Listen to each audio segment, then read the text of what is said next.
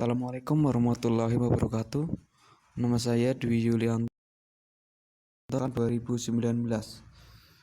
Di sini saya akan menjelaskan tentang review jurnal saya melalui video ini yang berjudul Peningkatkan Produksi Susu Sapi Perah di Peternakan melalui pemberian katuk IBP3 sebagai aditif pakan. Dengan nama Jurnal Ilmu Pernak Pertanian Indonesia atau JPII yang dibuat tahun Desember 2013. Volume dan halaman, volume 18, halaman 140 sampai 143. Penulis Aki Supriyadi, Hedri Latif, Yudi, dan Asep Yayan Rahyana.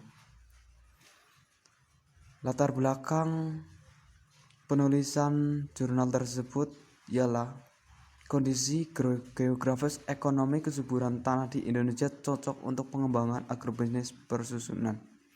Di samping itu, produksi susu dalam negeri masih belum mencukupi untuk memenuhi kebutuhan konsumsi dalam negeri.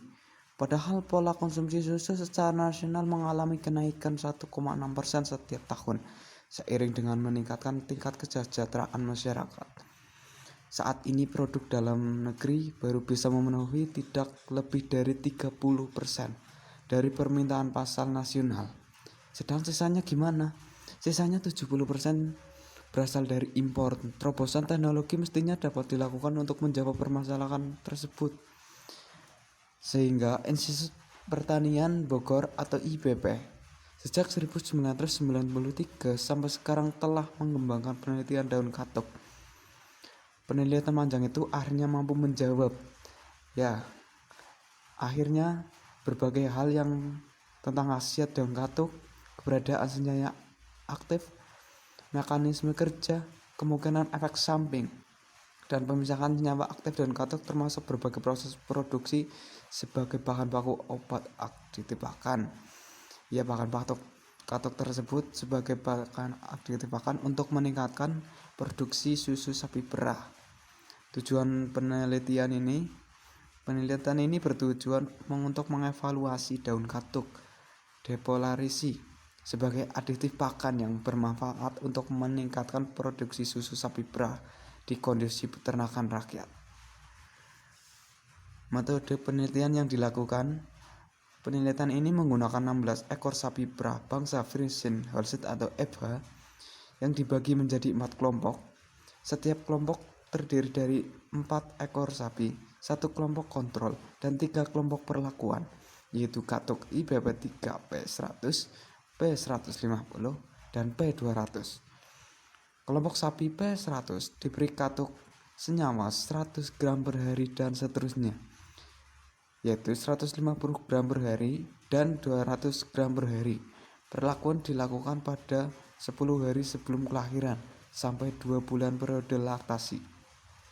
Katuk IBP menunjukkan respon positif pada peningkatan produksi susu secara nyata pada semua dosis pemberian dibandingkan dengan kelompok kontrol, dengan persentase peningkatan secara berurutan adalah 3,5, 40, dan 34%. Kemungkinan hal ini karena senyawa aktif nonpolar dalam katuk IBP3 memainkan peran penting dalam aktif hormonal dan metabolik di kelenjar ambing. Itu metode penelitian. Kemudian penelitian dilakukan di lokasi Koperasi Peternak Bandung Selatan, Pangalengan, Jawa Barat. Setelah lakukan penelitian, hasil penelitian menunjukkan bahwa produk katuk IBP dengan takaran dosis diberikan per hari berurutan pada setiap kelompok sebanyak 100 gram pada P100, 150 gram pada P200, dan 200 gram pada perlakuan 200 pada sapi perah kurang lebih 10 hari menjelang kelahiran sampai kurang lebih selama 2 bulan. Gimana hasilnya? Hasilnya menunjukkan respon yang baik pada parameter produksi susu tabel 2. Respon positif terlihat pada peningkatan produksi susu. Produksi susu mulai bulan pertama laktasi maupun bulan kedua laktasi menunjukkan rataan produksi susu harian yang meningkat nyata. Sama seperti ini teman-teman, seperti rancu pada perlakuan P100, P150, dan P200.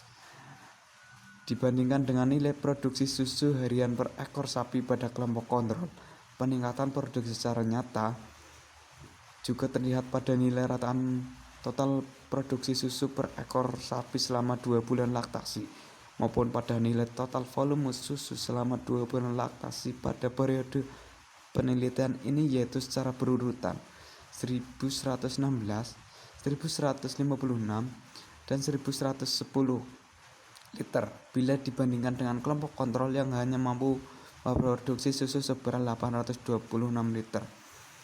Persentase peningkatan tersebut terjadi pada kelompok dengan dosis katok IBB3 sebesar 150 gram pada P150, diikuti dengan 100 gram pada pelakon 100 dan dosis 200 gram pada pelakon 200, yaitu secara berurutan sebesar 40, 35, dan 34 daripada nilai produksi susu pada kelompok kontrol.